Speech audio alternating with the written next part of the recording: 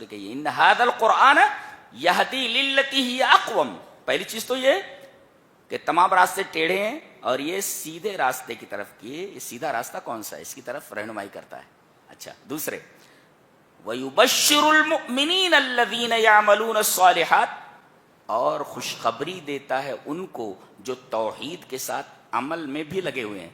بعض لوگ توحید کے اوپر تکیہ کیے ہوئے ہیں کہ ہمارے پاس توحید ہے، ہم کو عمل کرنے کی ضرورت نہیں ہے. یہاں بتایا گیا کہ توحید کے ساتھ ساتھ تمہاری زندگیوں میں نیک اعمال بھی ہونے چاہیے. وَيُبَشِّرُ الْمُؤْمِنِينَ الَّذِينَ يَعْمَلُونَ الصَّالِحَاتِ. تو تورات دی گئی، انہوں نے تورات کو اپنے پیٹھ کے پیچھے ڈال دیا تو یہ ذلیل ہوئے. تم بھی اگر ہمارے نبی کے دیے ہوئے قرآن کو چھوڑو گے تو یہودیوں کی طرح ذلیل و خوار ہو جاؤ گے. یہودی ذلیل و خوار ہوئے موسیٰ پر اترنے والی کتاب تورات کو چھوڑ دینے کی وجہ سے. تو مسلمانوں میں کوئی سرخاب کا پر نہیں لگا ہوا ہے کہ وہ قرآن کو چھوڑ دیں گے تب بھی انہیں عزیز رکھا جائے گا، انہیں بھی ذلیل کر دیا جائے گا جیسے یہودیوں کو ذلیل کیا گیا. وَمَنْ كَانَ فِي هَذِهِ أَعْمَىٰ فَهُوَ فِي الْآخِرَةِ أَعْمَىٰ وَأَضَلُّ سَبِيلًا. جو دنیا میں اندھا رہا آخرت میں بھی اندھا رہے گا. ایک مفسر نے اس پر بڑا خوبصورت تبصرہ کیا ہے، کہتا ہے من کان فی هذه اعمی عن الاعتبار فهو فی الاخرۃ اعمی عن الاعتذار. بڑی خوبصورت بات کہی ہے.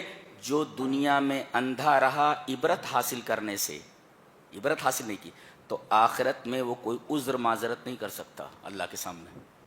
آنکھیں دیے دیکھو، دماغ دیا ہے سوچو، ہاتھ پیر دیے ہیں کرو، قیامت کے دن کوئی عذر باقی نہیں رہتا. اعوذ باللہ من الشیطان الرجیم. بسم اللہ الرحمن الرحیم.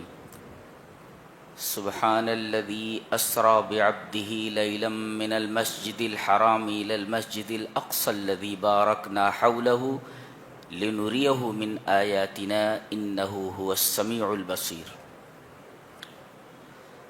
قرآن حکیم کے 15ویں پارے کا تفسیری خلاصہ پیش کیا جا رہا ہے.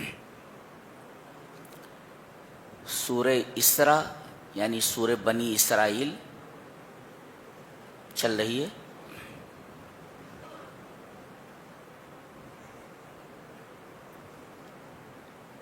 اور اس سورہ کریمہ کا آغاز واقعے اسراء سے ہو رہی ہے. اسراء یعنی ایک سفر ہے مکہ سے بیت المقدس. تو ابتدأت هذه الرحلة بمسجد وانتهت بمسجد. یہ سفر ایک مسجد سے شروع ہوا ہے اور ایک مسجد پر ختم ہو گیا ہے.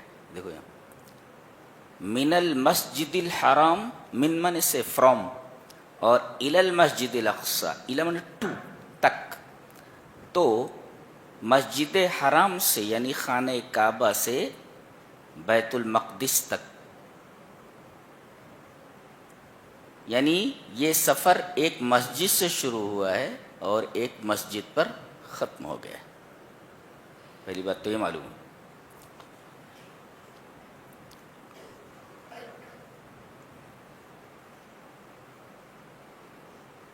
اسے مسجد اقصی کیوں کہا گیا ہے؟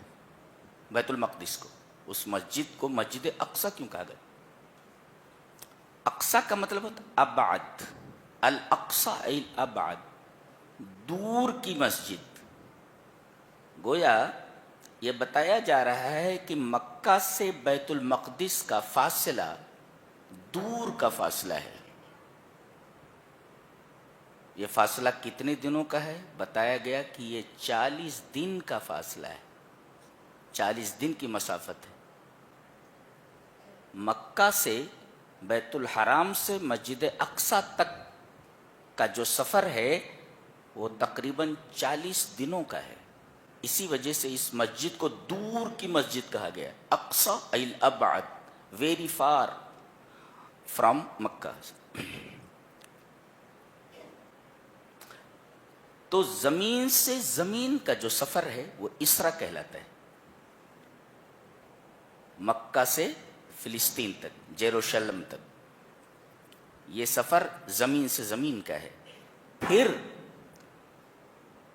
بیت المقدس سے آسمانوں تک کا سفر معراج کہا جاتا ہے. اللہ تبارک و تعالیٰ نے اس کا تذکرہ سورہ نجم میں فرمایا ہے. یہاں اسرا کا بیان ہو رہا ہے. یقول بعض الناس ان الرحلۃ کانت رحلۃ منامیۃ. بعض لوگ کہتے ہیں کہ یہ جو سفر ہے یہ خواب کا سفر ہے. فأین المعجزہ فی کونها منامیۃ. تو اس میں معجزہ کہاں ہوا؟ خواب میں تو آدمی کچھ بھی دیکھ سکتا ہے. اس کا مطلب یہ ہوا کہ یہ جو سفر ہے یہ جسد مع روح ہے. صرف روح کا سفر نہیں ہے بلکہ جسد مع روح کا سفر ہے. اسی وجہ سے یہاں عبد کہا گیا. اور عبد کا اطلاق، بندے کا اطلاق روح کے ساتھ ساتھ جسم پر بھی ہوتا ہے. جی اچھا، یہ سفر کرایا کس نے؟ بتایا گیا اسرا بعبدہ. یہ دنیا کا سب سے عجیب و غریب سفر ہے. 40 دن کا سفر لمحوں میں طے کیا گیا. اور پھر اس کے بعد بیت المقدس سے آسمانوں کا سفر بھی رات کے کچھ حصے میں ہوا. بس یہ ایک حیرت انگیز اور ایک حیرت ناک سفر ہے جو نبی کریم صلی اللہ علیہ وسلم کی نبوت کی ایک واضح دلیل ہے. اچھا، اتنا لمبا سفر تھوڑے سے وقت میں کیسے ممکن ہوا؟ بتایا گیا یہ سفر ہم نے کرایا ہے. کیا بات! اسرا، یہ سفر کس نے کرایا ہے؟ جس کے لیے کوئی چیز امپاسبل نہیں ہے، کوئی چیز ناممکن نہیں ہے. ہم ہر چیز پر قادر ہیں. تو اسرا، اس نے سفر کرایا. اچھا، تو سفر اس نے کرایا تو راستے میں جو رکاوٹیں رہتی ہیں کہ کئی بھئی بلندی پر پہنچ جانے کے بعد وہاں ہوا نہیں رہتی ہے، آکسیجن نہیں رہتا ہے، گرمی ہوتی ہے، تپش رہتی ہے، دنیا بھر کی پریشانیاں ہیں. یہ کیسے ممکن ہوا؟ بتایا گیا اس لیے کہ ہماری قدرت آپ کے ساتھ تھی. قدم قدم پر ہماری قدرت آپ کے ساتھ تھی. گویا ہم ساتھ تھے. جی، ہماری قدرت ساتھ تھی، ہمارا علم ساتھ تھا. یہ ممکن اس وجہ سے ہوا. اسی وجہ سے بے لایا گیا. بے الصاق کے لیے. یعنی ہم آپ کے ساتھ تھے. کیا مطلب؟ یعنی ہماری قدرت، ہمارا علم قدم قدم پر ہر لمحے آپ کے ساتھ تھا. اچھا، اور یہاں کہا گیا اپنے بندے کو سیر کرایا. اپنا بندہ، یہاں جو اضافت ہے اضافت تشریفی ہے. اللہ اکبر، میرا بندہ. اچھا، یہاں یہ نہیں کہا لم یقل اسرا بنبیہ، لم یقل اسرا برسولہ، بل قال اسرا بعبد. یہاں یہ نہیں کہا کہ ہم نے اپنے رسول کو سیر کرایا، یہ نہیں کہا ہم نے اپنے نبی کو سیر کرایا، بلکہ یہ کہا کہ ہم نے اپنے بندے کو سیر کرایا. کیا مطلب ہے اس کا؟ مطلب یہ ہے کہ کوئی یہ نہ سمجھے کہ اتنی بلندی پر جانے کے بعد آپ بشریت کے دائرے سے نکل گئے، کچھ اور ہو گئے. بتائیے جا رہا اتنی بلندی پر جانے کے بعد بھی لم یخرج من اطار العبودیہ، اتنی بلندی پر جانے کے بعد بھی آپ عبدیت کے دائرے سے باہر نہیں آئے. اب بھی آپ عبد ہی ہیں، معبود نہیں ہو سکتے. لہذا اس خیال کا پورا رد ہوا کہ کہتے ہیں وہی جو مستوی عرش تھا خدا ہو کر، وہی جو مستوی عرش تھا خدا ہو کر اتر پڑا ہے مدینے میں مصطفیٰ ہو کر. یہ آیت کریمہ اس خیال کی تردید کرتی ہے ان کا تو کہنا یہی ہوا جو عرش پر ہے وہی مدینے میں ہے، یعنی دونوں ایک ہی ہیں، ایسا نہیں ہوا، بلکہ معبود معبود ہے، عبد عبد ہے۔ اتنی بلندی پر جانے کے بعد بھی میرا رسول لم یخرج من حیز العبودیہ، عبدیت کے دائرے سے باہر نہیں نکلا۔ اس وجہ سے یہاں اللہ تبارک و تعالی نے عبد کی اضافت اپنی طرف فرمائی ہے اور لفظ عبد استعمال کیا ہے، نبی اور رسول کا لفظ یہاں استعمال نہیں فرمایا۔ اچھا، اور اتنا لمبا سفر کتنی دیر میں طے ہوا؟ لیلن، عربی میں اس کو نکرہ کہتے ہیں، نکرہ، نکرہ کبھی کبھی تقلیل کے تقلیل یعنی کم کرنے کے لیے، یعنی پوری رات نہیں لگی۔ لم یستغرق اللیل کلہ، پوری رات نہیں لگی، بلکہ لیلن یعنی بجزء قلیل من اللیل، رات کے ایک مختصر حصے میں، تھوڑے سے حصے میں اتنا لمبا سفر ہو گیا۔ اللہ، اس آیت کریمہ کا آغاز سبحانہ سے کیا ہے، پاک ہے وہ، ہر چیز پر قادر ہے وہ، پاک ہے وہ۔ تو سبحان الذی اسری بعبدہ، پاک ہے وہ ذات جس نے سیر کرایا اپنے بندے کو رات کے ایک تھوڑے سے حصے میں، پوری رات بھی نہیں لگی اتنے لمبے سفر میں۔ کہاں سے کہاں تک؟ من المسجد الحرام الى المسجد الاقصی، ایک تو زمین سے زمین کا سفر ہے، 40 دنوں کا سفر ایک مختصر سے وقت میں طے ہو گیا، یہ زمین سے زمین کا سفر ہے۔ پھر اس کے بعد بیت المقدس سے آسمانوں کا سفر الگ ایک سفر ہے جس کو معراج کہتے ہیں۔ اب بتایا جا رہا ہے یہ جہاں آپ پہنچے ہیں، کہاں؟ بیت المقدس، آپ کو ایک مسجد سے دوسری مسجد تک کیوں لایا گیا؟ پہلے ڈائریکٹ آپ کو مسجد حرام سے آسمان پر اٹھایا جاتا، بیت المقدس لانے کی کیا ضرورت؟ اس لیے کہ خانہ کعبہ کا بڑا گہرا تعلق بیت المقدس سے ہے، اس لیے کہ بیت المقدس تمام انبیاء کرام کی مسجد رہی ہے۔ اور بتایا گیا کہ ان دونوں مسجدوں میں ایک چیز قدر مشترک ہے، کیا؟ کہ تمام انبیاء کرام نے توحید کی دعوت دی ہے، تو توحید کا جو تعلق ہے وہ اس مسجد کا اس مسجد سے بڑا گہرا ہے۔ کیا بات! اور فرمایا یہ جو جگہ ہے بیت المقدس،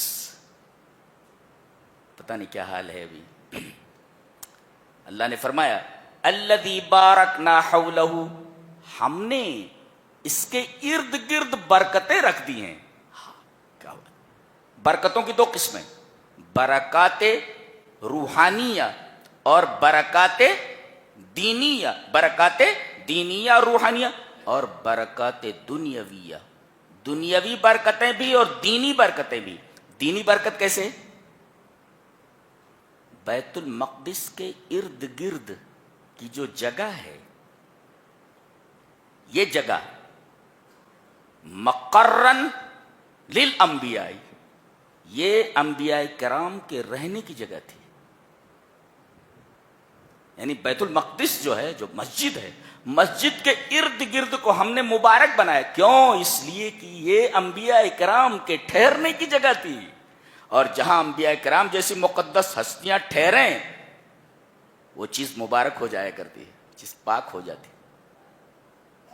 دیکھیے بارک، اور نعمت دنیاویہ ہم نے رکھی ہے۔ آپ چاروں طرف دیکھیں بیت المقدس کے پورے فریش، کہیں نہریں بہ رہی ہیں، دور دور تک ہریالی ہی ہریالی ہے، پھل فروٹ کے بے شمار درخت آپ کو نظر آئیں گے، نہریں بہ رہی ہیں، پانی کی کمی نہیں ہے، پھلوں کی کمی نہیں ہے، کھیتیوں کی کمی نہیں ہے۔ تو دنیاوی برکتیں بھی اللہ تبارک و تعالی نے اس کے اطراف میں رکھی ہیں۔ بارکنا حولہ، حول کا مطلب ہوتا ہے سراؤنڈنگ، جی پورے سراؤنڈنگ میں ہم نے برکتیں رکھی ہوئی ہیں، اور یہ برکتیں دینی بھی اور دنیاوی بھی ہیں۔ دینی اس وجہ سے کہ یہ انبیاء کرام کے ٹھہرنے کی جگہ ہے، اور انبیاء کرام جیسی مبارک ہستیاں جہاں ٹھہریں وہ جگہ مبارک ہو جاتی ہے، برکت والی ہو جاتی ہے۔ اور دنیاوی برکتیں ایسی ہیں کہ کیا نہیں ہیں وہاں، تمام پھل فروٹ کے درخت ہیں، نہریں بہ رہی ہیں، اللہ تبارک و تعالیٰ نے دنیاوی برکتیں بھی بہت رکھی. اب یہ اتنا لمبا سیر کیوں کرایا اللہ نے؟ سوال پیدا ہوا نا. زمین سے زمین کا سفر، مسجد حرام سے بیت المقدس تک 40 دنوں کا سفر ایک لمحے میں، اور پھر وہاں سے آسمانوں کا سفر. اتنا لمبا سفر کرانے کی کیا ضرورت تھی؟ اس کی وجہ بتائی جا رہی. لی مانے ریزن بتایا جا رہا. اس لیے لِنُرِيَهُ مِنْ آیاتنا، ہم نے قرآن حکیم میں جو نشانیاں آپ کو بتائی ہیں اسے آپ اپنی آنکھوں سے دیکھ لیں. کیا بات. آسمان کے اندر کیا ہمیں معلوم ہے؟ پہلے آسمان پر کیا ہے، دوسرے آسمان پر کیا ہے. ہمیں پتہ نہیں تھا کہ آسمان میں دروازے بھی ہیں. نبی نے بتایا کہ میں جب پہلے آسمان میں داخل ہوا تو پہلے دروازہ کھلوایا گیا. کون نے پوچھا گیا؟ کہا کہ جبرائیل ساتھ میں ہے. کہا کہ ساتھ میں کون ہے؟ کہا کہ محمد صلی اللہ علیہ وسلم. کہا بلائے گئے ہیں؟ جی ہاں بلائے گئے ہیں. دروازہ کھول دیا. یہ حدیث صحیح ہے. پتہ یہ چلا کہ آسمان میں دروازے بھی ہیں. ہمیں علم نہیں تھا، ہمارے نبی نے بتایا. تو جو آپ کو قرآن میں نظری طور پر بتایا گیا تھا اسے پریکٹیکل دکھایا گیا. جنت کا بیان ہے، آپ کو جنت دکھائی گئی، یہ جنت ہے. جہنم کا بیان ہے، آپ کو جہنم دکھائی گئی. اتنے انبیاء کرام ہم نے بھیجے، آئیے سب کے سب مسجد اقصی میں جمع ہیں اور آپ ان کے امامت فرمائیے. نبی کریم صلی اللہ علیہ وسلم نے بیت المقدس میں تمام انبیاء کرام موجود ہیں، وہاں سب ایک دوسرے سے ملے ہوں گے. اللہ اکبر. سمجھ میں نہ آنے والی بات، بالکل مسٹیریس ہے. نبی کریم صلی اللہ علیہ وسلم نے آگے بڑھ کر کے تمام انبیاء کرام نے کہا کہ آپ امامت فرمائیں. اسی وجہ سے آپ امام الانبیاء ہیں، تمام انبیاء کرام کی امامت. یہ ایک طرف تو آپ کے رفعت قدر کی طرف، آپ کی عظمت کی طرف اشارہ ہے، اور دوسرے جیسے آپ کا مقام بہت بلند ہے اس لیے کہ آپ انبیاء کے امام بنے. وہیں آپ کی جو امت ہے تمام امتوں سے زیادہ عظمت والی ہے. آپ سب سے عظیم رسول ہیں اور آپ کی امت بھی تمام امتوں سے زیادہ عظیم ہے. اور عجیب بات تو یہ ہے کہ آخر الامم عصرا، سب سے آخر میں یہ امت آئی ہے. کون؟ ہم لوگ. لیکن تمام امتوں سے افضل ہیں ہم. اگرچہ ہم آخر میں آئے، زمانے کے اعتبار سے ہم آخر میں ہیں، مگر مرتبے اور فضیلت اور عظمت کے اعتبار سے ہم تمام امتوں سے بڑھ کر کے بتائیے گا.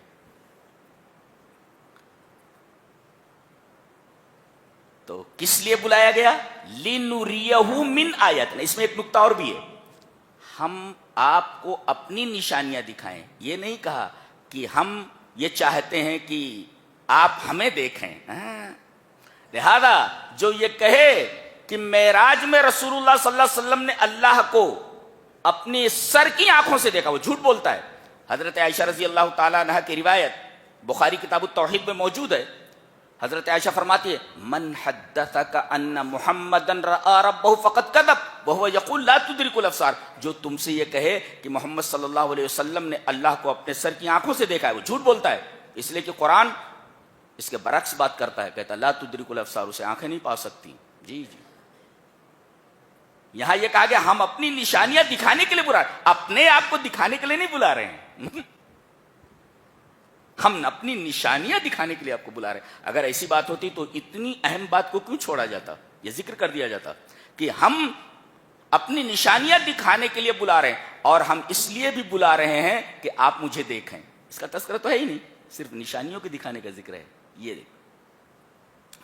اور انہ هو السمیع البصیر، وہ سننے والا بھی ہے اور دیکھنے والا بھی. یہ صفتیں کیوں لائی؟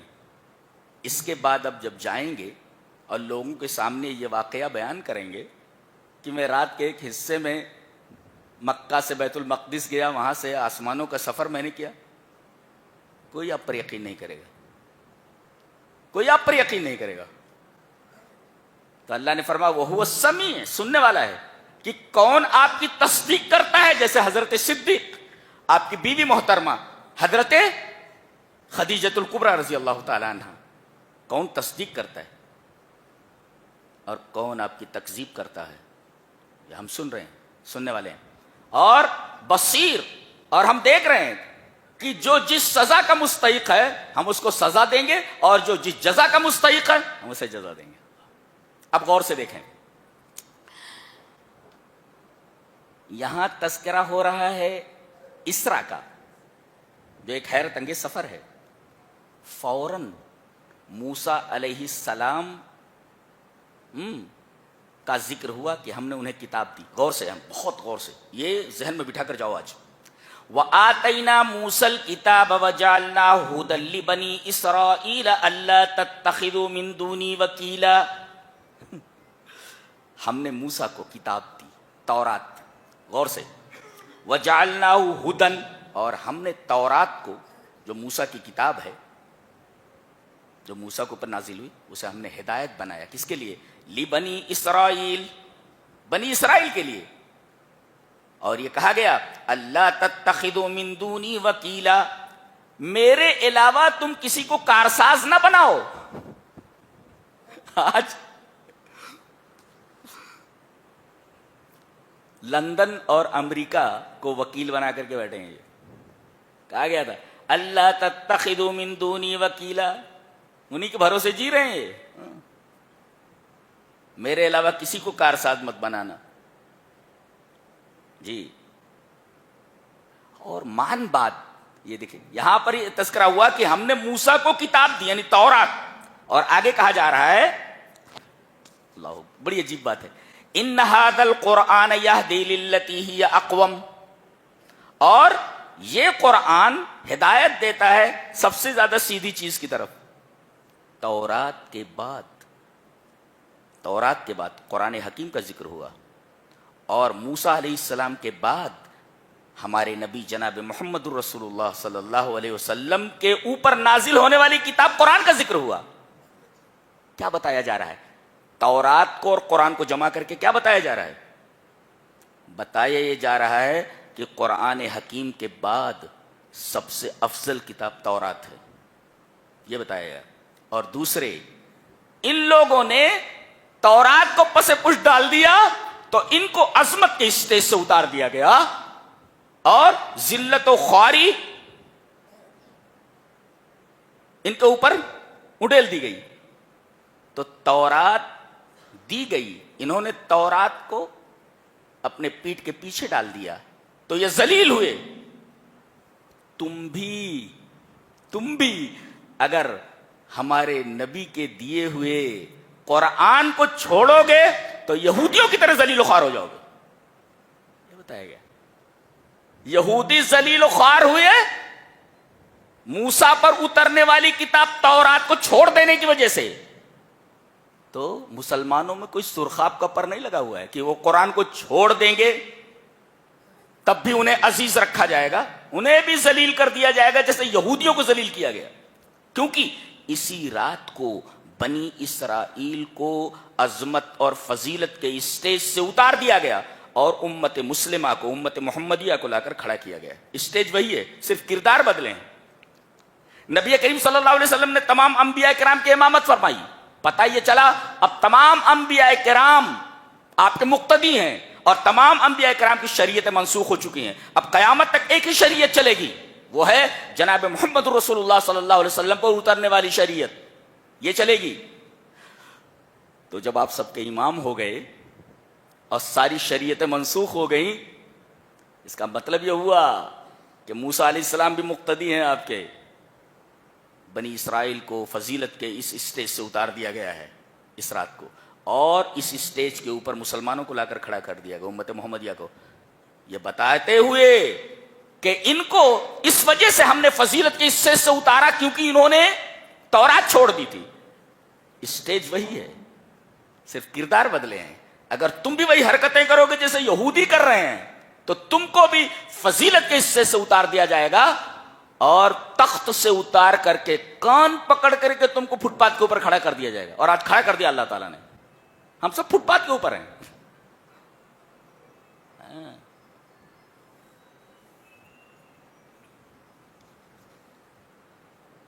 تو یہ تھا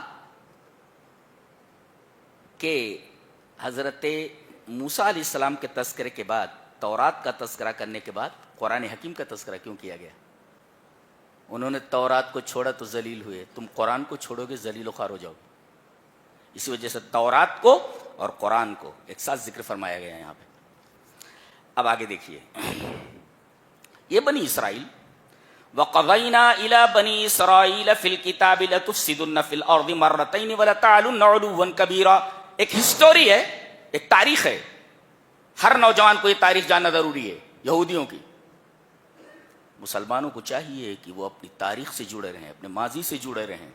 قرآن حکیم تاریخ بتاتا ہے یہاں سے کہ بنی اسرائیل کے بارے میں ہم نے فیصلہ کیا تھا، کتاب میں لکھ دیا تھا. کیا لکھ دیا تھا کتاب میں؟ لَتُفْسِدُنَّ فِي الْأَرْضِ مَرَّتَيْنِ، کہ تم زمین میں 2 مرتبہ فساد کرو گے. وَلَتَعْلُنَّ عُلُوًّا كَبِيرًا، اور تم بہت بڑی سرکشی کرو گے تم. اور دونوں مرتبہ ہم تمہیں تمہاری سرکشی کے موافق سزا دیں گے. جیسی تمہاری سرکشی، جس معیار کا تمہارا تمرد، اسی اعتبار کی سزا. 2 مرتبہ تم فساد کرو گے زمین میں. فساد کیا ہوا تھا؟ انہوں نے انبیاء کرام کو قتل کرنا شروع کیا. پہلے انہوں نے حضرت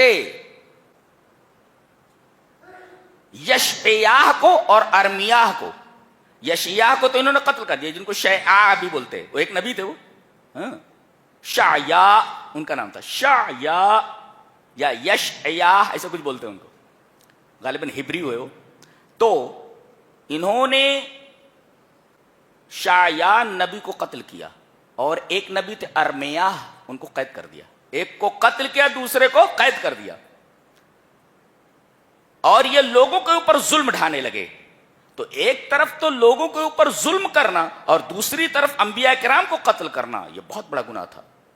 اللہ تبارک و تعالی نے سب سے پہلے اس پہلی حرکت کی وجہ سے سزا دی کہ بابل کا، عراق میں ہے بابل، جہاں وہ 2 فرشتے اتارے گئے تھے. بابل کے اندر ایک بادشاہ تھا جس کا نام بخت نصر تھا. یہ مجوسی تھا، آتش پرست تھا، آگ کو پوجنے والا تھا. یہ ایک بڑا لشکر لے کر کے فلسطین کے اوپر حملہ آور ہوا. اللہ تبارک تعالیٰ نے فرمایا، دیکھو، فَإِذَا جَاءَ وَعْدُ أُولَاهُمَا بَعَثْنَا عَلَيْكُمْ عِبَادًا لَنَا أُولِي بَأْسٍ شَدِيدٍ فَجَاسُوا خِلَالَ الدِّيَارِ وَكَانَ وَعْدًا مَفْعُولًا. ہم نے جو کتاب میں لکھ دیا تھا، جو وعدہ کیا تھا، وہ وعدہ پورا ہوا. کیسے؟ جب پہلا معاملہ آیا، پہلا وعدہ آیا ان دونوں میں سے، تو ہم نے اپنے طاقتور بندوں کو تمہارے اوپر بھیج دیا. طاقتور بندے، لیکن عبادنا نہیں کہا، عبادل لنا کہا. بیچ میں لام کی فصل ہے، یعنی یہ ہمارے طاقتور بندے تو تھے، لیکن یہ مجھے ماننے والے نہیں تھے. یہ آگ کی پرستش کرنے والے تھے یہ، لیکن طاقتور تھے. تو ہم نے اپنے بندوں نہیں، بلکہ عبادنا کہنے کے بجائے عبادل لنا کہا. میرے نافرمان بندے لیکن طاقتور تھے. تم نے نافرمانی کی تو نافرمان بندوں کو ہم نے تمہارے اوپر مسلط کر دیا. آج وہی حال ہے. ہم نے نافرمانی کی ہے تو اللہ کے جو نافرمان ہیں ان کو ہمارے اوپر مسلط کر دیا گیا ہے. وہی حرکت انہوں نے جو کی تھی وہ حرکت ہم دوہرا رہے ہیں. لہذا ان کے اوپر ایسے لوگوں کو مسلط کیا گیا جو پاور میں تھے، جو طاقتور تھے اور مسلمان نہیں تھے. ان کو مسلط کر دیا گیا ان کے اوپر.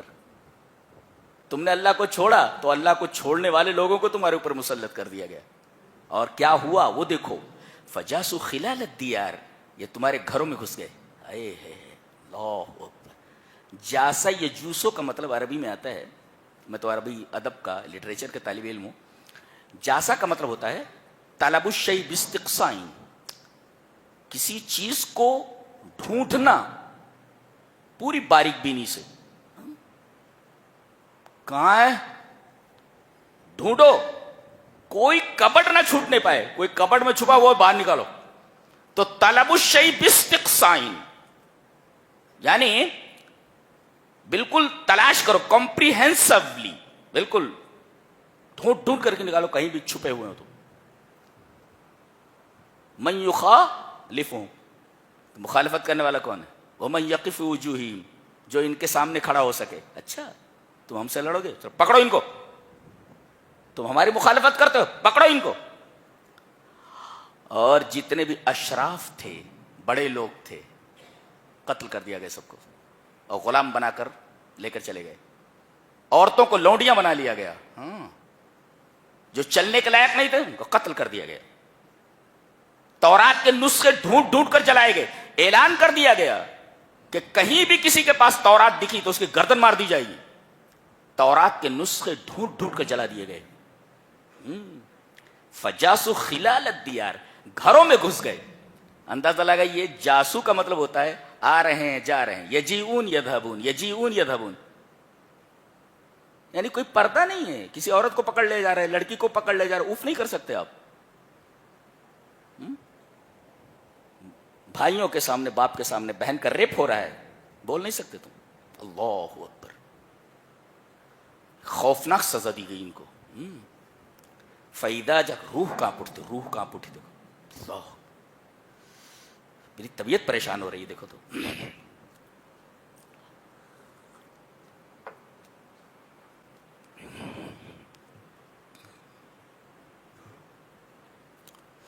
فَإِذَا جَاءَ وَعْدُ أُولَاهُمَا بَعَثْنَا عَلَيْكُمْ عِبَادًا لَنَا أُولِي بَأْسٍ شَدِيدٍ فَجَاسُوا خِلَالَ الدِّيَارِ, گھروں میں گھس گئے. وَكَانَ وَعْدًا مَفْعُولًا, یہ پہلا وعدہ اللہ کا پورا ہو کر رہا. پکڑ کر کے لے گئے, بابل لے کر چلے گئے, عراق. کہاں سے؟ فلسطین سے.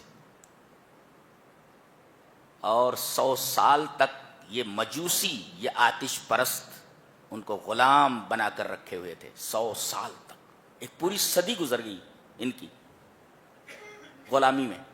مجوسیوں کی غلامی کرتے رہے 100 سال تک. پھر اللہ تبارک و تعالیٰ نے ان کو اوپر رحم فرمایا, روئے, گڑ گڑائے, معافی مانگی اللہ سے. تو ایران کے بادشاہ سائرس کو اللہ نے بابل کی طرف یعنی دل میں بات ڈالی کہ جاؤ. اس نے جو ہے بخت نصر کو شکست دی, یا جو بھی وقت کا بادشاہ تھا, اور ان لوگوں کو وہاں سے رہائی دلوائی. پھر لا کر کے اس نے فلسطین میں بسایا. آگے اچھا کچھ دنوں تک صحیح رہے. ثم رددنا لكم الكرة عليهم وامددناكم باموال وبنين وجعلناكم اكثر نفيرا. ثم رددنا لكم الكرة عليهم, اللہ تبارک و تعالیٰ نے رحم کھا کر ان کو پھر یہاں بسوا دیا لا کر کے.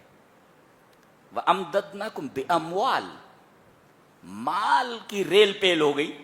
وہ بنین, اور بیٹے بہت زیادہ ہوئے. وَجَعَلْنَاكُمْ أَكْثَرَ نَفِيرًا, ان کی تعداد بہت زیادہ ہو گئی. دیکھو اللہ نے مال بھی دیا, مال ہے ان کے پاس, یہ اب مال نہیں اموال ہے. وَأَمْدَدْنَاكُمْ بِأَمْوَالٍ, آج پورا سودی نظام ان کے ہاتھ میں ہے. اس کا مطلب یہ مال کے بڑے بھوکے رہے ہیں ہمیشہ سے, یہ بڑے بھوکے رہے ہیں.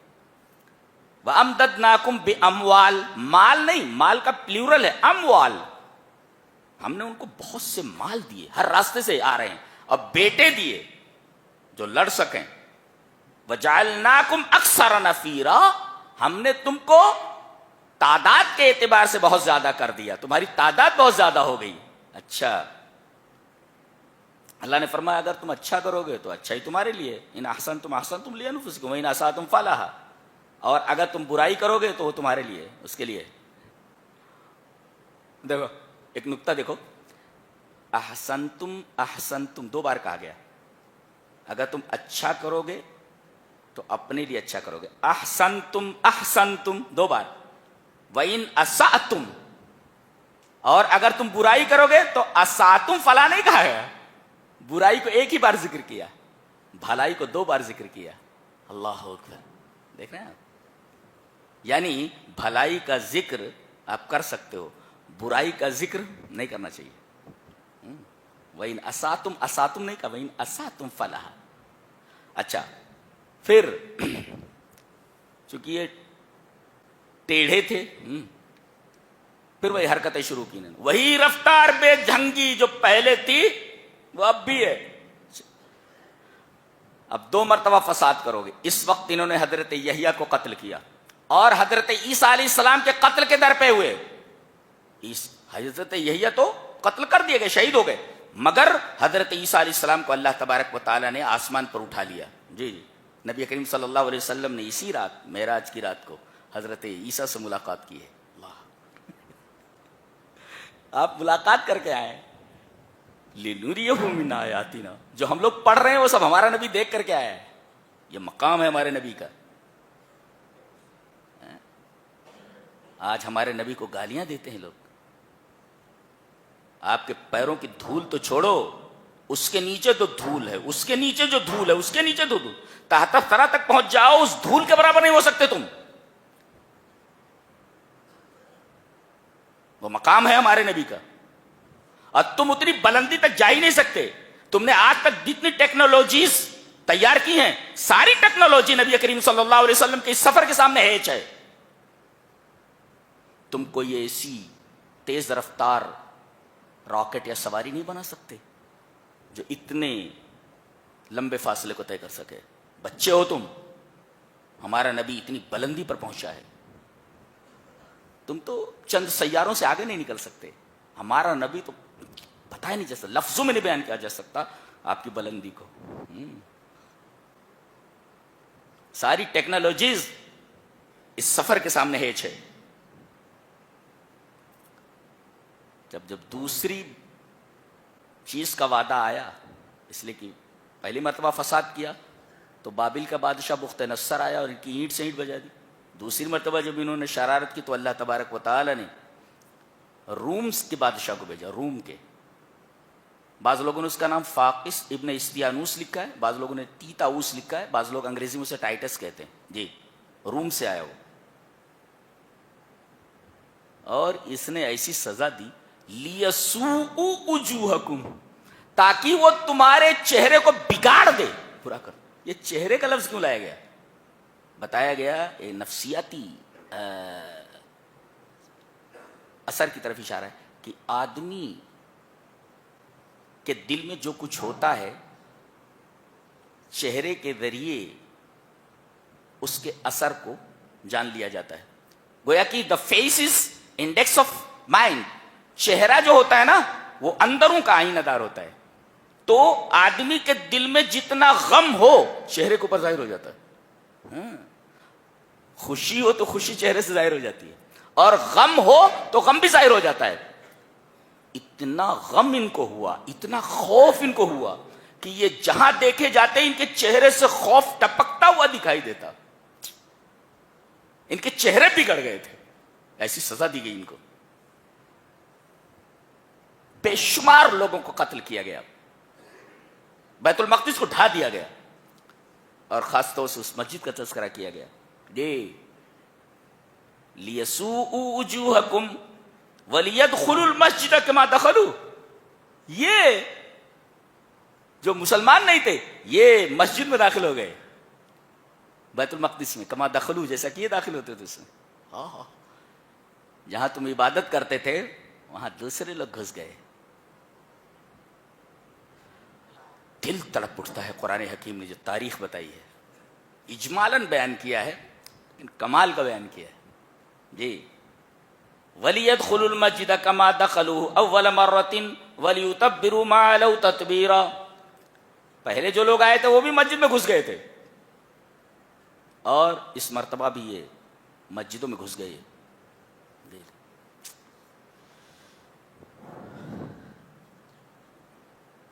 اس کے بعد قرآن حکیم کو تھامنے کا حکم دیا گیا. مضبوطی سے پکڑو اس کو، قرآن حکیم کو. ان ھذا القرآن یہدی للتی ہی اقوم. میں ٹھہر کر اس آیت کریمہ پر کچھ وضاحت کرنا چاہوں گا. قرآن حکیم کے بارے میں کہا گیا یہ ہدایت دیتا ہے، رہنمائی کرتا ہے اقوم کی طرف. اقوم یہ اس میں تفصیل ہے، یعنی دوسرے کے مقابل میں سیدھا. پتہ یہ چلا دنیا کے جتنے بھی راستے ہیں سب کے سب ٹیڑھے ہیں، سیدھا ایک ہی راستہ ہے جو قرآن حکیم بتاتا ہے. اللہ، یہ کتنا بڑا احسان ہے قرآن کا کہ دنیا کے اندر جتنے ٹیڑھے راستے ہیں ان کے مقابل میں بالکل سیدھا جو راستہ، اقوم من غیرہا، اس کے علاوہ جتنے بھی راستے ہیں ان سب راستوں سے جو ٹیڑھے ہیں سیدھا ایک ہی راستہ ہے. قرآن حکیم اس سیدھے راستے کی طرف ہماری رہنمائی کرتا ہے. یہ غور ہے.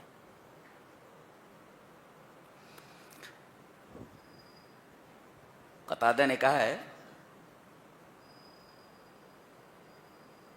اس کے بارے میں بڑی پیاری بات ایک صاحب نے کہی ہے، ان ھذا القرآن یہدی للتی ہی اقوم. پہلی چیز تو یہ کہ تمام راستے ٹیڑھے ہیں اور یہ سیدھے راستے کی طرف یہ سیدھا راستہ کون سا ہے اس کی طرف رہنمائی کرتا ہے. اچھا، دوسرے وَيُبَشِّرُ الْمُؤْمِنِينَ الَّذِينَ يَعْمَلُونَ الصَّالِحَاتِ، اور خوشخبری دیتا ہے ان کو جو توحید کے ساتھ عمل میں بھی لگے ہوئے ہیں. بعض لوگ توحید کے اوپر تکیہ کیے ہوئے ہیں کہ ہمارے پاس توحید ہے، ہم کو عمل کرنے کی ضرورت نہیں ہے. یہاں بتایا گیا کہ توحید کے ساتھ ساتھ تمہاری زندگیوں میں نیک اعمال بھی ہونے چاہیے. وَيُبَشِّرُ الْمُؤْمِنِينَ الَّذِينَ يَعْمَلُونَ الصَّالِحَاتِ. تو اگر آپ توحید کے ساتھ ساتھ نیکی کے کاموں پر کاربند ہیں، آپ کا مقام ان لہم اجرن کبیرہ. اجرن کبیر ای الجنہ، یعنی سب سے بڑا اجر آپ کو دیا جانے والا ہے اور سب سے بڑا اجر جنت ہے. اب یہ قرآن آپ کو سیدھے راستے پر لا کر کھڑا کر دے رہا ہے. اب مومنوں کو چاہیے کہ توحید پر کاربند رہیں اور نیک اعمال کرتے رہیں. نتیجہ ان لہم اجرن کبیرہ، ان کے لیے سب سے بڑا اجر یعنی جنت ہے. اس کے بعد ایک بڑی حیرت انگیز بات بتائی جا رہی، غور سے دیکھو. وَإِذَا أَرَدْنَا أَن نُهْلِكَ قَرْيَةً أَمَرْنَا مُتْرَفِيهَا فَفَسَقُوا فِيهَا فَحَقَّ عَلَيْهَا الْقَوْلُ فَدَمَّرْنَاهَا تَدْمِيرًا. ایک اصول ہے، ضابطہ ہے، ایک رول بتایا گیا ہے کہ جب ہم کسی بستی کو تباہ کرنے کا ارادہ کرتے ہیں کہ ہمیں اس بستی کو تباہ کرنا ہے، اس بستی کو ملیمیٹ کر دینا ہے، تو ہم کیا کرتے ہیں؟ امرنا مترفیہا، تو اس بستی کے جو خوشحال لوگ ہیں، مترف اے ابطرتہ النعمت وسعت العیش، یعنی مترف لوگ، مترف دیکھو، مترف امرنا مترفیہ، تو ما معنی المترف؟ مترف کسے کہتے ہیں؟ مترف کہتے ہیں کہ نعمت نے اور فراخی عیش نے، زندگی کی کشادگی نے ان کو مغرور بنا دیا ہے اور اللہ کی نعمت سے ناشکری کرنا سکھا دیا ہے. تو اللہ کی نعمت کا شکر نہ ادا کرنے والے اور دولت جو ملی ہے، جو فراخی ملی ہے، اس پر تکبر کرنے والے لوگ. یہ دو چیزیں، آدمی کو جب فراخی عیش ملے، نعمت ملے تو اس پر شکر کرنا چاہیے. انہوں نے نعمت کا شکر ادا نہیں کیا بلکہ نعمت کے اوپر مغرور ہو کر کے دوسروں کے اوپر ظلم کرنے لگے.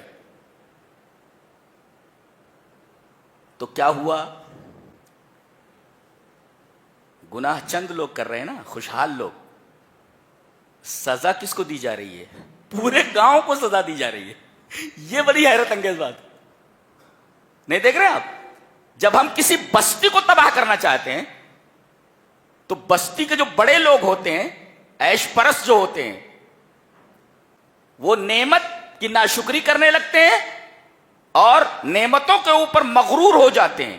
دیکھو گناہ یہ کر رہے ہیں چند لوگ اور تباہ کر دی جا رہی ہے پوری بستی.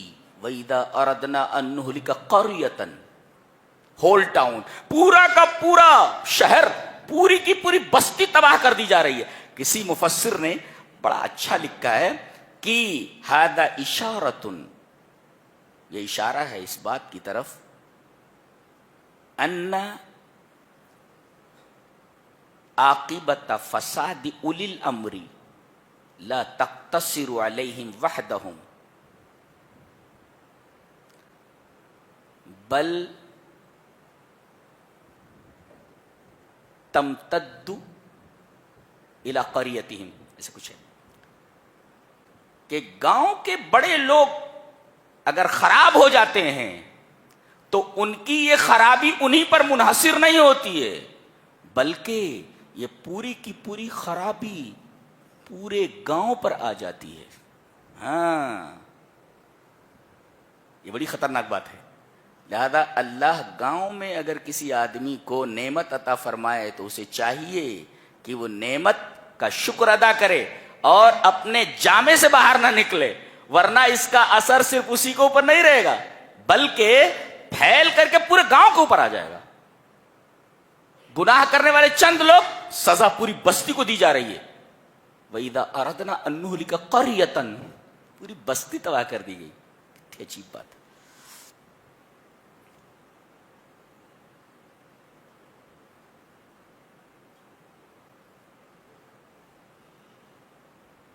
اس کے بعد یہ بات ذہن میں بٹھاؤ، آگے آیت نمبر 20 سے آیت نمبر 37 تک کل 18 آیات ہیں۔ ریپیٹ کرتا ہوں، آیت نمبر 20 سے آیت نمبر 37 تک کل 18 آیات ہیں، اور ان 18 آیات میں 25 احکام ہیں، جن میں 12 کا تعلق منہیات سے ہے، روکا گیا نہیں کرنا ہے، اور 13 کا تعلق اوامر سے ہے کہ کرنا ہے۔ 13 احکام ایسے ہیں ڈو اٹ، اور 12 احکام ایسے ہیں کہ ڈونٹ ڈو اٹ۔ تو گویا کہ 13 احکام کا تعلق منہیات سے ہے اور 12 احکام کا تعلق اوامر سے ہے، کرنے کا ہے۔ اچھا،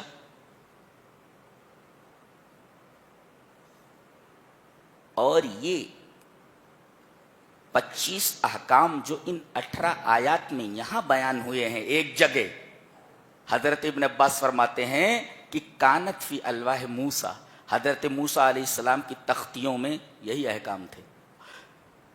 جتنے احکام اللہ تبارک و تعالیٰ نے صرف 18 آیات کے اندر بیان کیا ہے، یہی سارے احکام پورے تورات میں تھے۔ گویا کہ پورے تورات کا خلاصہ یہاں ذکر کر دیا گیا ہے۔ کیا بات ہے، حیرت کی بات کی نہیں؟ پوری کتاب کا خلاصہ یا جسٹ پورا بیان کر دیا، سمرائزڈ کر دیا گیا ان احکام کو، اور یہاں نقل کر دیا گیا۔ آیتیں کتنی ہیں؟ 18۔ احکام کتنے ہیں؟ 25۔ کرنے کے لیے کتنے ہیں؟ 13۔ نہ کرنے کے لیے کتنے ہیں؟ 12۔ یہ چلیے کچھ دیکھ لیتے ہیں، کہتے ہیں قرآن میں کیا ہے۔ اے خالی انہی 18 آیات کو آدمی اپنی زندگی میں لے آئے تو اس کے دنیا اور آخرت دونوں بن جائے۔ چلیے دیکھتے ہیں۔ وَقَضَىٰ رَبُّكَ أَلَّا تَعْبُدُوا إِلَّا إِيَّاهُ وَبِالْوَالِدَيْنِ إِحْسَانًا، اللہ کے علاوہ کسی کی عبادت نہ کرو۔ وَبِالْوَالِدَيْنِ إِحْسَانًا، اور اپنے والدین کے ساتھ حسن سلوک کرو۔ تفصیل کی گئی، اگر تمہارے پاس دونوں زندہ ہوں تو ان کے ساتھ حسن سلوک کرنا ہی ہے، لیکن اگر ان دونوں میں سے کوئی ایک چلا جائے اور ایک رہ جائے تو تمہارے حسن سلوک کا وہ زیادہ مستحق ہے۔ باپ چلا جائے، صرف ماں رہ جائے، ماں کو کبھی بھی کوئی تکلیف نہیں ہونے دینا، سمجھ گئے؟ ماں چلی گئی، صرف باپ زندہ ہے۔ اللہ،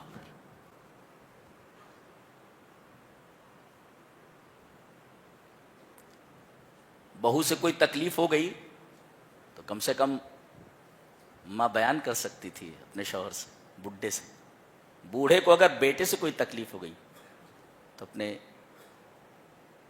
جیون ساتھی سے، اس ہم سفر سے بیان کر سکتا۔ اب تو ایک چلا گیا، وہ دل کا درد بیان کرے تو کس سے کرے؟ دل کا درد بیان کرے تو کس سے کرے؟ دونوں ہوں تو حسن سلوک کے مستحق، ان میں سے ایک چلا جائے تو اور زیادہ آپ کے حسن سلوک کے مستحق، آپ کے بیٹوں سے زیادہ، آپ کی بیوی سے زیادہ یہ تمہاری توجہ کے مستحق۔ اللہ نے اسی بات کو ذکر فرمایا، کیا جذباتی اپیل ہے، اللہ کیا جذباتی اپیل ہے۔ ترجمہ دیکھ لیتے، تیرے رب نے یہ فیصلہ کیا ہے کہ عبادت صرف اسی کی کرو اور والدین کے ساتھ حسن سلوک کرو۔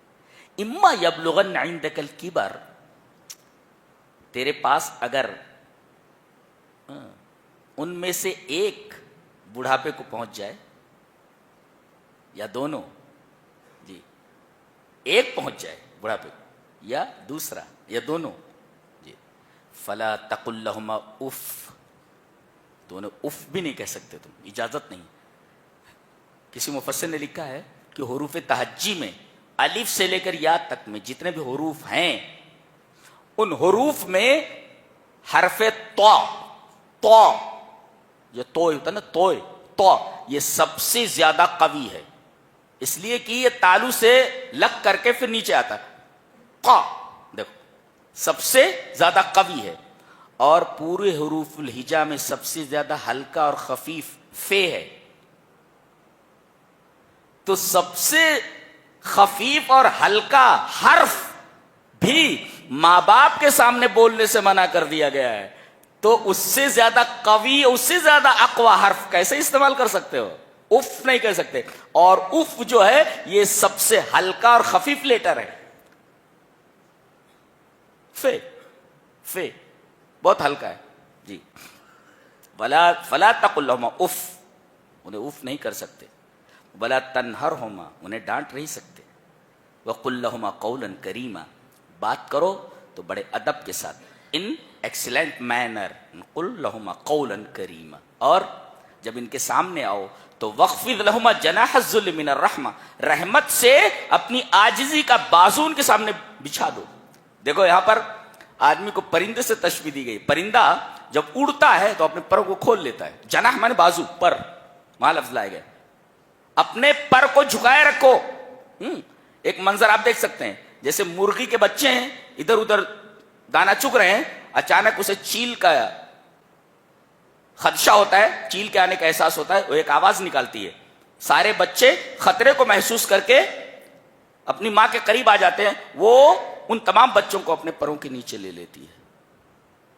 بالکل اسی طریقے سے آپ اپنے ماں باپ کو اپنی عاجزی کے پروں کے نیچے رکھو۔ ایک جب پرندہ اڑتا ہے تو پر کو کھول لیتا ہے، اور جب نیچے آتا ہے تو پر کو سمیٹ لیتا ہے، سیدھا آتا ہے، یہ طریقہ۔ جب اوپر جاتا ہے بلندی کی طرف تو پر کو کھول لیتا ہے، اور جب اوپر سے نیچے آتا ہے تو پروں کو سمیٹ لیتا ہے، ڈائریکٹ نیچے کی طرف آتا ہے۔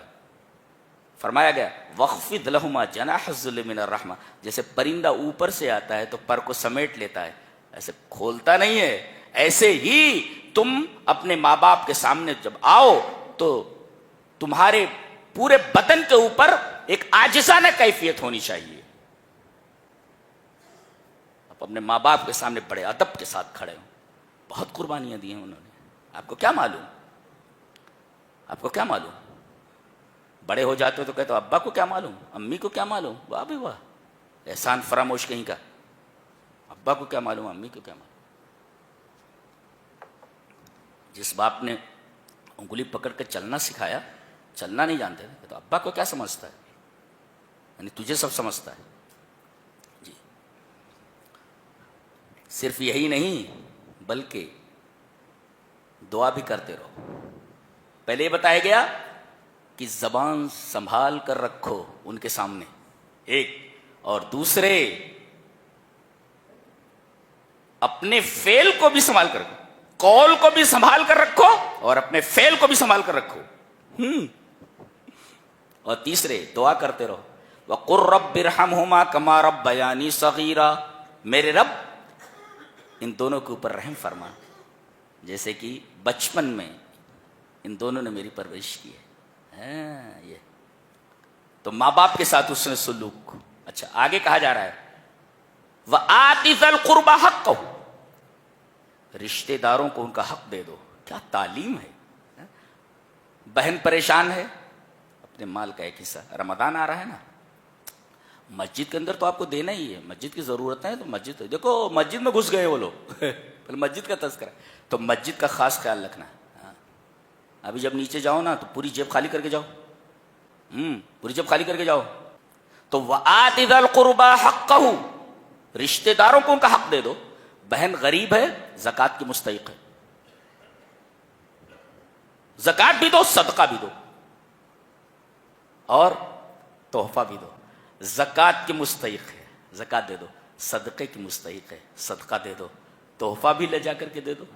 جی جی، بھائی ہے، غریب ہے، اس کی مدد کرو، رشتہ دار ہے تمہارا۔ کیا تعلیم ہے بھائی، کیا تعلیم ہے۔ وآت ذی القربى حقہ، رشتہ داروں کو ان کا حق دیکھو۔ والمسکین، جو بیچارے مسکین ہیں، رکشہ چلا رہے ہیں لیکن پورا نہیں پڑ رہا ہے، کام کر رہے ہیں لیکن پورا نہیں پڑ رہا ہے، مسکین ہے وہ۔ یہ مت سمجھو کام پر لگا ہوا ہے، یہ دیکھو کہ کام کرنے پر اسے اتنا مل رہا ہے جتنے سے وہ اپنے بچوں کی خاطر خواہ پرورش کر سکے، مسکین ہے، دے دو۔ وابن السبیل، مسافر کوئی پریشان حال ہو، زکات سے دو، مدد کرو اس کی۔ ولا تبذر تبذیرا، فضول خرچی مت کرو، فضول خرچی سے منع کیا گیا۔ بذر کا مطلب ہوتا ہے دانا۔ کسان کو دیکھو ایسے دانے کو لے لیتا، میں تو کسان کا بیٹا ہوں جی، تو ایسے دانوں کو رکھ لیتا ہے اور کھیت میں جاتا ہے، ایسے نکالتا ہے، اسے تو پھینکتا رہتا۔ تو اس طرح پیسوں کو مت پھینکو، ولا تبذر تبذیرا جی۔ کیوں؟ ان المبذرین کانوا اخوان الشیاطین، یہ فضول خرچ شیطان کے بھائی ہیں، شیطان کا بھائی ہے۔ کیا بات ہے۔ اور آگے ولا تقتلوا اولادکم خشیۃ املاق، اپنے بچوں کو غریبی کے ڈر سے قتل مت کرو۔ پہلے تو بچی پیدا ہو جاتی تھی تب مارتے تھے اس کو، زندہ درگور کر دیتے تھے زمانے جاہلیت میں۔ آج تو پیٹ میں بھی پتہ چل جائے، اب تو بہرحال قانون بڑے سخت ہو گئے ہیں، پیٹ ہی میں مار دیتے تھے اس کو اگر پتہ چل جائے کہ یہ لڑکی ہے تو، اس لیے کہ لڑکی سے تو کچھ ملنا ہی نہیں، خالی دینا ہے زندگی بھر، لیکن اس دینے میں بھی مزہ ہے۔ زندگی بھر ہی بولتی رہے ابا یہ چاہیے، ابا وہ چاہیے، ابا وہ چاہیے، دلائے ہیں نا آپ۔ اپنے شوہر کے گھر بھی چلی جائے تو کچھ کہے تو باپ کی تو عادت ہی ہے، اب بھی بیٹی جو کہے دینے کی تو عادت ہے، یہ پہلے ہی سے بچی نے بچپن میں سب کچھ مانگا، ابا یہ دلا دو، ابا یہ دلا دو، ابا۔ بڑی ہونے کے بعد بھی جو بولے دلانے کی کوشش کرو اپنی حیثیت کے مطابق۔ بڑی رحمت والی ہوتی ہیں بچیاں۔ جی جی، اللہ فرماتا ہے غریبی کے ڈر سے ان کو قتل نہ کرو۔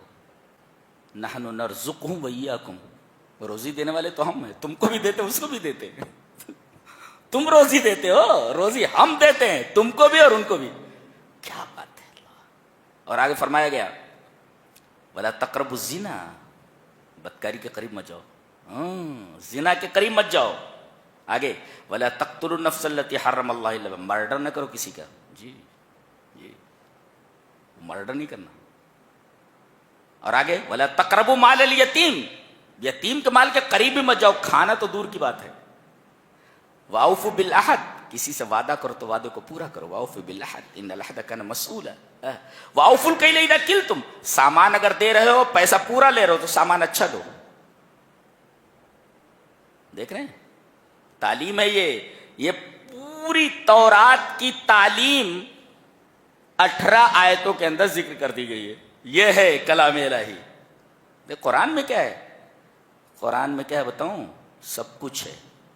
اور تو اگر چمگادڑ کی آنکھ رکھتا ہے تو ہم کیا کریں، روشنی میں تجھے نظر نہیں آتا۔ شاعر نے بہت اچھا کہا ہے، گر نبینت بروز شب پر چشم، چشمہ آفتاب راچے گناہ، اگر دن میں چمگادڑ کو کچھ دکھائی نہیں دیتا تو اس میں سورج کا کیا خطا، سورج کا کیا گناہ ہے، سورج کی کیا خطا ہے، خطا تو تیری آنکھ کی ہے۔ تجھے قرآن حکیم میں اگر خرابیاں نظر آ رہی ہیں تو یہ تیری آنکھ کی خرابی ہے۔ گر نبینت بروز شب پر چشم، چشمہ آفتاب راچے گناہ، کہ اگر تیری آنکھیں چمگادڑ کی آنکھیں ہیں اور دن میں کچھ چمگادڑ دیکھ نہیں سکتا تو اس میں آفتاب کے چشمے کا کیا گناہ ہے، سورج کو تو نکلنا ہی ہے، تیری آنکھوں کی خطا ہے یہ کہ تجھے روشنی میں کچھ نظر نہیں آتا۔ تو ایسے بہت سارے اندھے موجود ہیں، بہت سارے اندھے موجود ہیں جنہیں قرآن حکیم میں کچھ دکھتا نہیں۔ آگے دیکھو بڑی پیاری بات کہی گئی، وَلَا تَقْفُ مَا لَيْسَ لَكَ بِهِ عِلْمٌ، جس چیز کا تمہیں علم نہ ہو اس کے پیچھے مت پڑو۔ کیا بات ہے۔ آگے فرمایا گیا وَلَا تَمْشِ فِي الْأَرْضِ مَرَحًا، زمین میں اکڑ کر مت چل۔ إِنَّكَ لَن تَخْرِقَ الْأَرْضَ وَلَن تَبْلُغَ الْجِبَالَ طُولًا، زمین کو پھاڑ دے گا کیا، یا پہاڑوں پر پہنچ جائے گا، تو زمین پر اکڑ کر کے مت چل۔ اللہ اکبر، سبحان اللہ، یہ تعلیمات ہے۔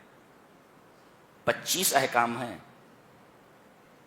13 ہیں ڈو اٹ، 12 ہیں ڈونٹ ڈو اٹ، اور 18 آیات کے اندر 25 احکام ہیں۔ اور حضرت ابن عباس کے قول کے مطابق یہ پوری کی پوری تورات ان 18 آیتوں کے اندر سمو دی گئی ہے۔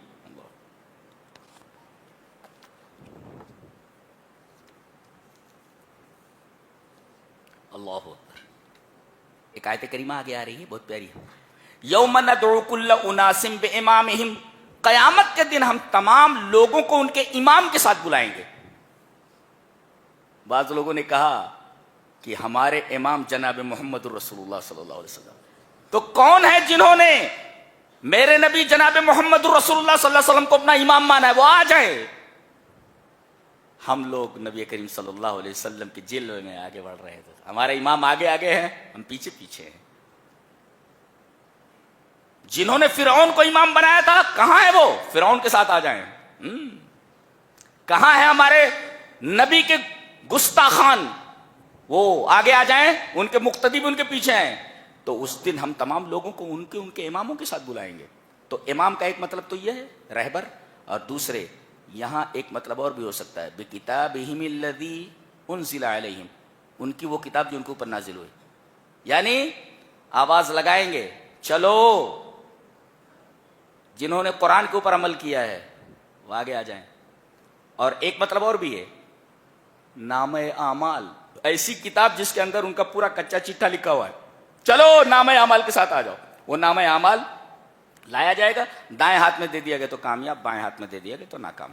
جی جی، ایک آیت کریمہ اور دیکھیں، وَمَنْ كَانَ فِي هَذِهِ أَعْمَىٰ فَهُوَ فِي الْآخِرَةِ أَعْمَىٰ وَأَضَلُّ سَبِيلًا، جو دنیا میں اندھا رہا آخرت میں بھی اندھا رہے گا۔ ایک مفسر نے اس پر بڑا خوبصورت تبصرہ کیا ہے، کہتا ہے مَنْ كَانَ فِي هَذِهِ أَعْمَىٰ عَنِ الْاعْتِبَارِ فَهُوَ فِي الْآخِرَةِ أَعْمَىٰ عَنِ الْاعْتِذَارِ، بڑی خوبصورت بات کہی ہے، جو دنیا میں اندھا رہا عبرت حاصل کرنے سے، عبرت حاصل نہیں کی تو آخرت میں وہ کوئی عذر معذرت نہیں کر سکتا اللہ کے سامنے۔ آنکھیں دیے دیکھو، دماغ دیا ہے سوچو، ہاتھ پیر دیے ہیں کرو، قیامت کے دن کوئی عذر باقی نہیں رہتا۔ یہ بات کہی گئی۔ فرمایا گیا وَنُنَزِّلُ مِنَ الْقُرْآنِ مَا هُوَ شِفَاءٌ، ما هو شفاء۔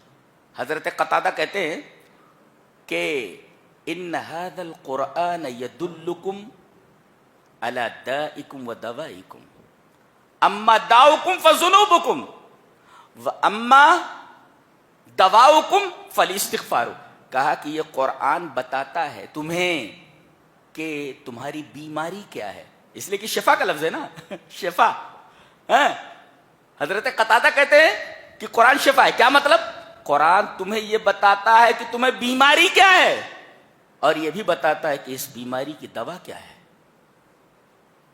بتاتا ہے کہ تمہاری بیماری تمہارے گناہ ہے اور تمہاری دوا استغفار ہے، اللہ سے معافی مانگنا ہے۔ ایسی کتاب ہے کائنات میں، اللہ اندھوں کو اگر کچھ دکھائی نہ دے کہ کیسی کتاب ہے، کیا کہا جا سکتا ہے؟ اتنی پیاری کتاب بتائیے۔ اس کے بعد ایک سوال کا ایک عجیب سا جواب دیا جا رہا ہے، یسألونک عن الروح، واٹ از سول، روح کیا ہے، روح کیا ہے، یہ پوچھا جا رہا ہے۔ غالباً یہ سوال یہودیوں کا ہے، وہ یہ سوال کرتے ہیں آپ سے کہ روح کیا ہے، واٹ از سول، روح کیا ہے۔ یہ بہت ہی دقیق اور بہت ہی الجھا ہوا اور گنجلک سوال ہے۔ کیا جواب دیا گیا؟ قل الروح من امر ربی، اے ہمارے حبیب آپ یہ بتا دو کہ روح میرے رب کے حکموں میں سے ایک حکم ہے۔ اچھا، ایک مفسر سے لکھتا ہے من جملتی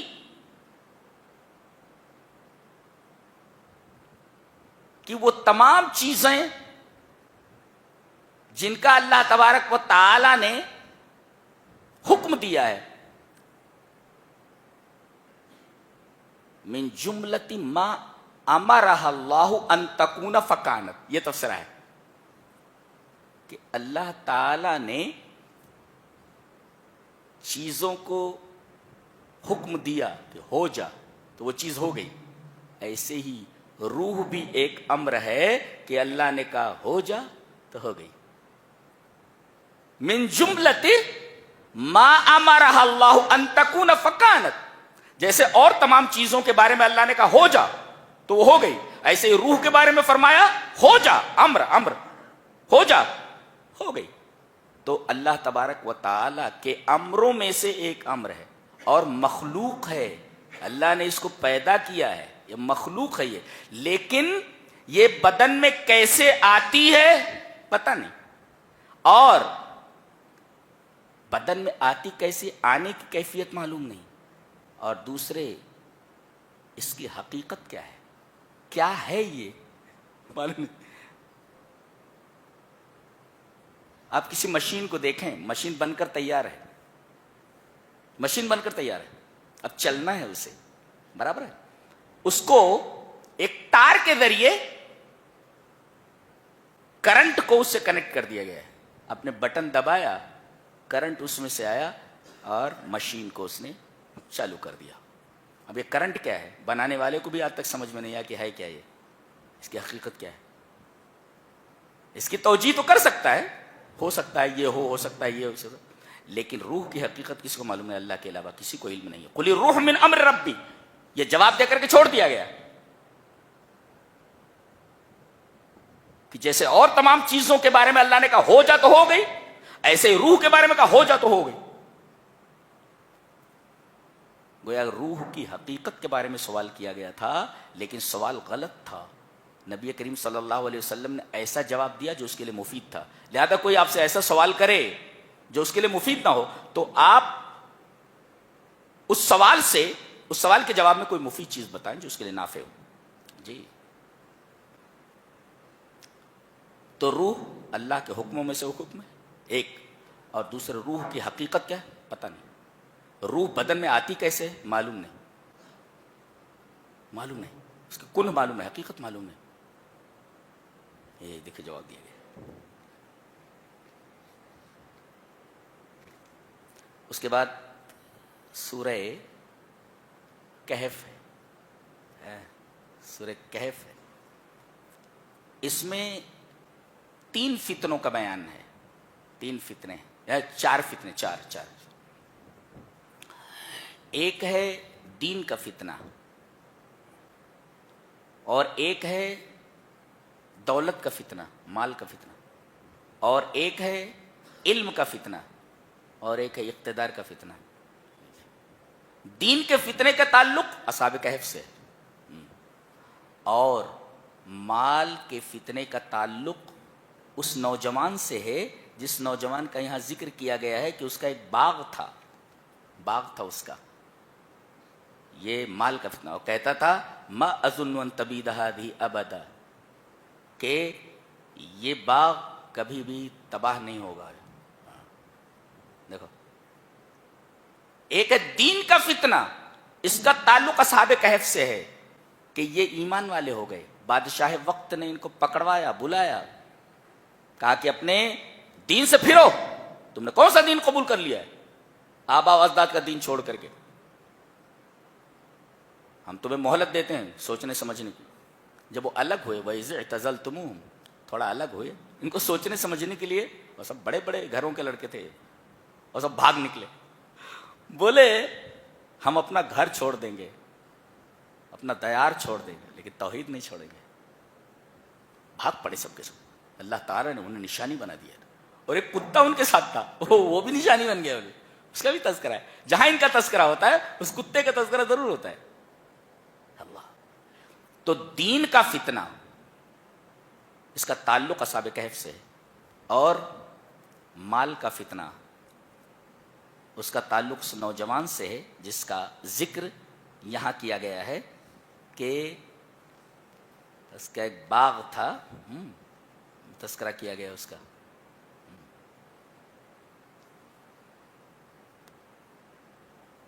وَاضْرِبْ لَهُمْ مَثَلَ الرَّجُلَيْنِ جَعَلْنَا لِأَحَدِهِمَا جَنَّتَيْنِ مِنْ أَعْنَابٍ وَحَفَفْنَاهُمَا بِنَخْلٍ وَجَعَلْنَا بَيْنَهُمَا زَرْعًا. آپ دیکھیں گے کہ وہ باغ کیسا تھا. جی جی. اور اس کا دوست مسلمان تھا اور وہ کافر تھا. وہ باغ میں اپنے لائے دکھانے کے لیے، جیسے آج کل لوگ فارم ہاؤس وغیرہ بناتے ہیں نا، دکھاتے ہیں لا کر کے، ہم ہیں دیکھو ہمارا فارم ہاؤس ہے. مرے گا تو فارم ہاؤس میں دفن ہوگا کیا کہ خیرات کی جگہ میں دفن ہوگا؟ یہ میرا ہے، وہ تیرا ہے، یہ فارم ہاؤس، یہ گھر، لیکن دفن کہاں ہوتا ہے؟ خیرات کی جگہ میں، قبرستان میں خیرات کی جگہ ہوتی ہے، لوگ دے دیتے ہیں. چلے زندگی بھر کرتا رہا یہ میرا ہے، یہ تیرا ہے. دفن کہاں ہوتا ہے؟ خیرات اور صدقات کی جگہ میں دفن ہوتا ہے. یہ زندگی کی حقیقت ہے. کچھ سمجھ میں آ رہا ہے؟ تو دین کا فتنہ اس کا تعلق اصحاب کہف سے، مال کا فتنہ اس کا تعلق اس نوجوان سے. جی اس کے 2 باغ تھے انگوروں کے، اور اس میں کھجور کے بھی درخت تھے، بیچ میں جب کھیتی ہوتی بھی تھی اور فصل بہت اچھی آتی تھی. کلتا الجنتین 2 باغ. اور وہ نشے میں آ کر کے بول رہا ہے، دیکھ رہا ہے کیسا باغ ہے میرا. کہا کہ اللہ کا شکر ادا کر. بولے اللہ کہاں سے آ گیا بیچ میں؟ یہ سب میری محنتوں کا نتیجہ ہے، اور مجھے یقین ہے کہ یہ باغ کبھی تباہ نہیں ہوگا. اللہ نے اس کے اوپر رات ہی میں ایک عذاب بھیج دیا، پورا باغ جل کر کے راکھ ہو گیا. جی تو اس مال کے فتنے کا تعلق سے نوجوان سے جس کا تذکرہ یہاں کیا گیا ہے. علم کا فتنہ اس کا تعلق حضرت موسیٰ اور خضر سے ہے. ایک دفعہ حضرت موسیٰ علیہ السلام نے ایک واعظ کہا، ایک تقریر کی، تقریر بڑی اچھی تھی. ایک صاحب نے اٹھ کر کے کہا آپ دنیا کے سب سے بڑے عالم ہیں؟ کہا کہ ہاں اور کیا، میں دنیا کا سب سے بڑا عالم ہوں. اللہ کو حالانکہ حقیقت ہے، حالانکہ یہ بات حقیقت تھی. انبیاء بنی اسرائیل کا سب سے معزز نبی ہے، اتنا بڑا عالم کوئی نہیں ہے. انبیاء بنی اسرائیل کا سب سے معزز نبی ہے موسیٰ. کہا کہ ہاں میں دنیا کا سب سے بڑا عالم ہوں. اللہ تبارک تعالیٰ کو ان کی ادا پسند نہیں آئی. کہا کہ مجموع البحرین پہ جا، جہاں 2 دریاؤں کا سنگم ہے، وہاں میرا ایک بندہ ملے گا، جو پتہ چل جائے گا علم کہتے کس کو ہے. ہم اس پر بعد میں بحث کریں گے. تو علم کا فتنہ اس کا تعلق موسیٰ اور خضر سے، اور اقتدار کا، حکومت کا فتنہ اس کا تعلق ذوالقرنین سے ہے، جس کا بیان آگے آ رہا ہے. تو انشاءاللہ ہم کل اس پر بحث کریں گے. بیٹھیں گے نا آپ لوگ؟ اللہ ہمیں نیک عمل اور اچھی سمجھ کی توفیق عطا فرمائے. وآخر دعوانا الحمدللہ رب العالمین. یہ تھا 15ویں پارے کا خلاصہ.